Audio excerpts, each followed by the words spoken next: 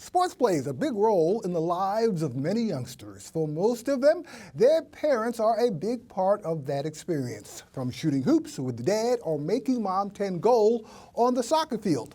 Now, Father's Day is about, 10 days away, and we want to honor those fathers who have raised their daughters and sons to play fair while playing hard.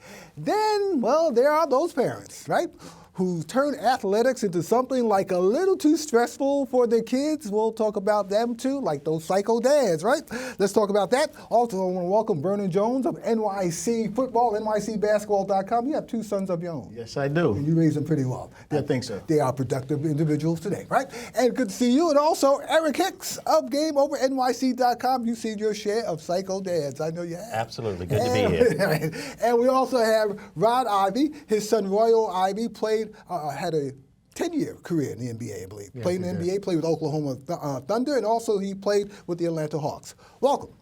We want to talk about the fact that the influence and the impact that fathers have on their sons and their daughters playing sports, especially, and the finest example, I know people said he was a little bit over the top sometimes, is Richard Williams, who raised Venus, and Serena Williams, who to be really productive, one of the best, they're the best tennis athletes we have out there today, especially Serena, right? Right. I mean, you really can't go wrong. You can't fault him. Look where they are. So he obviously did a great job. Right. And I don't know if he was over the top or he just pushed them because he knew they were really good. He knew they were great and he knew what they were destined for. So I think he did a good job. I mean, you could just see where Serena is right now. And he had them out there, those parks in Compton, swinging those rackets, dodging bullets at the same time. Also, we will talk about Tiger Woods' father, Earl Woods. Same thing. Tiger Woods' father had a tremendous influence on Tiger Woods. The only thing that scares me a little bit is when you look at those success stories, how many other stories didn't go so bad where the parent was over the top and you turn the child off at an early age and he no longer played the sport. And then what are we measuring? How are we measuring success? Is success simply measured by being a professional athlete? What other influence did the parent have in the life of the child? Because there's one athlete like that, I'm going to get to you, Mr. Ivey, in a minute, is Todd Marinovich, who was a quarterback with USC back in 1988. He sat behind Rodney Peete, was gifted, was called the robo quarterback. And his dad pushed him too far to the point where he was on drugs, played with the Oakland Raiders, played with also Canadian Football League, played Arena Football League, and now he's an artist. He's painting. He's just forget about football. Your influence on your son, Mr. Ivey? Yeah, well, first thing I have to say is that he was a basketball player, and I did not play basketball. Don't know too much about basketball, right, Eric? And, that turned out to be, I think, helpful. Like, you say psycho dad, that was me. It's instinctively you want to live through your child. And the more they do, the more you get, you get involved. But because I didn't play, we had a different relationship. So I was able to look at it from a different angle. And I think it might have helped. Psycho dad that I was, I didn't let it get carried away.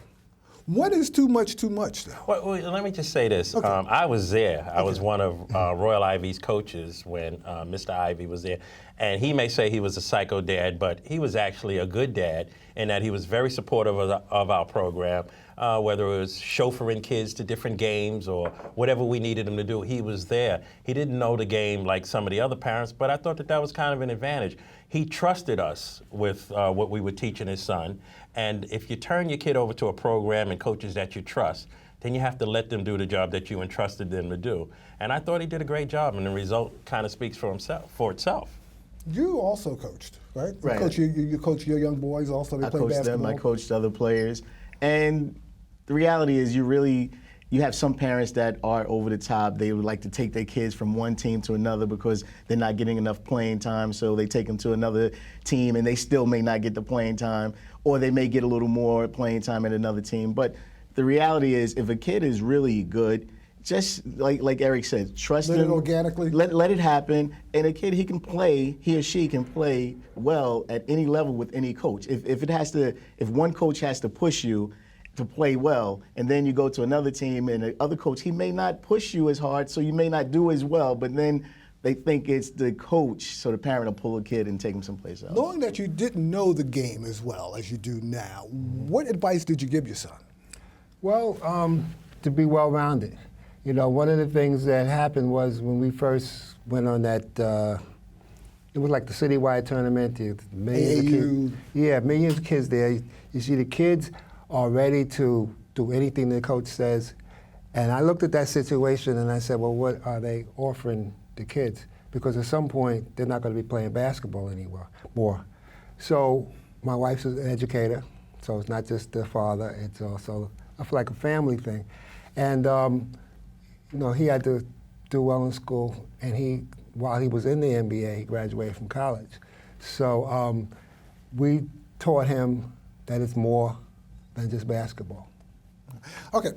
Also, during the NBA All-Star Week, you had a group of fathers that showed up at the Stydome, and they discussed their success stories and how they dealt with their son's career when they were playing AAU, when they were playing high school, when they were playing college. Absolutely. We had an opportunity, and once again, this was helped put together by Mr. Ivey here, to bring in the dads of professional athletes, NBA dads. And what I wanted to do is, because we do have some parents over there at the Brooklyn Stydome, I hate to say it's not popular, but they're a little over the top. But I wanted the parents to get to talk to parents of NBA players and see exactly what was the influence, what was the approach. And I think one thing that we all have to agree is that when you have kids at a certain age, they're like sponges, and you have to be very, very careful of the adults that you put into their lives. Because a man now with a key to a gym and a whistle becomes almost godlike in our community. And these kids will follow and absorb everything they do, the good habits and the bad habits. So we have to be careful. And it's good what you're doing, because some kids out here don't have fathers, so they have father figures. The coach becomes the father figure. The teacher becomes the father figure. And do you find that also? Well, I've seen, let's take the case of football and youth football. I've seen some coaches where they're cursing at the kids, and the coach is a little shaky and shady. And I look at it and I say, you know what, there's no way I would ever let my child play for that coach. But that's. But that's part of football, man. It's a man's sport, man. You don't get cursed but out. It's a matter of how you do it. It's like if you're cursing the kids out for no reason, and you're just cursing at the general team for no reason, because this is how you speak, this is who you are. And so I think parents have to be clear on who they hand their kids off to. Okay. You know, on that subject too, it's like the percentage of the kids that are going to go on to be professional athletes are very small. Okay. So do we want to perpetuate cycles of abuse and cursing and cussing? Because at the end of the day, in 5, 6, 7 years, they're going to have to get jobs. And if this is how you get results, by cussing people out and acting like a maniac, and you think you're going to be able to transfer that into everyday life, it's not going to work. Lance Stevenson, his father. Let's talk about it. Okay, so, right, everybody has this impression of Lance Stevenson's father. Because he was there. Lance Stevenson's father was there at the gym. Right. He was the best. He was engaging. The kids loved him. I mean, he was one of those parents that was right there for the whole journey of his son in high school basketball. And Lance Stevenson played at Lincoln High School, went to Cincinnati for a year. Now he's in the NBA. He's playing with the Charlotte Hornets, right? Yeah. Okay. But we all had this impression of maybe Lance and Lance Stevenson's dad, but after meeting him and talking to him, he can come back to the Brooklyn Stydome anytime. Why did his father attract the young men so much and young girls so much more than the other fathers? I can answer that, because we were all in the same organization. I was at that event, the fathers and men of professional basketball players. Lance, from Brooklyn, gotta understand that, was younger than the rest of the fathers. And he had that street culture that I loved. Right. And all these stories about Lance Stevenson's father, I don't know. Now, from what I heard also, there were some fathers who, I don't know about this guy. Yeah. Okay. Because we're from all over the country. Correct. But still at the same time, we're able to exist with each other, because, like me personally, I need, and we all need, the support of other fathers. Correct.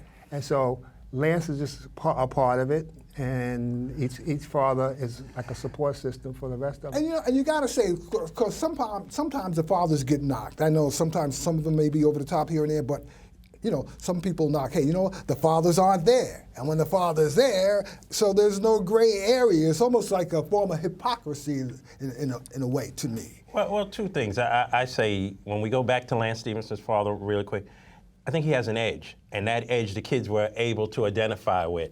And when you have a podium or you have that place, it's very important how you treat that place, and I think he does a great job. He was great with the kids. He was absolutely fantastic with the kids. So I really, I've heard stories and this, that, and the other, but I think from what we see and what we see, the reality of it, he was very good, man. And also another good dad, too, is, I know he's head of the Denver football team today, is John Elway. His father, Jack Elway, was a tremendous influence on John growing up when he played. Well, I mean, I guess it's a matter of, I think it's a matter of personality. Yeah. So if it depends on your personality. If you have an over-the-top personality, you'll be over the top. But if you're kind of even-keeled, that's going to pass on to how you relate to a coach and your child. The big question I had, we saw this game last night. We saw one of the baddest games last night, one of the best basketball players on the earth right now, right? The best. LeBron James. Now, you got to wonder, his father wasn't there. Would he have been this good if his father was there? You never know. Who knows? I mean, he's going to be. He's exceptional. He's going to be that good. But would he be where he is and how he is?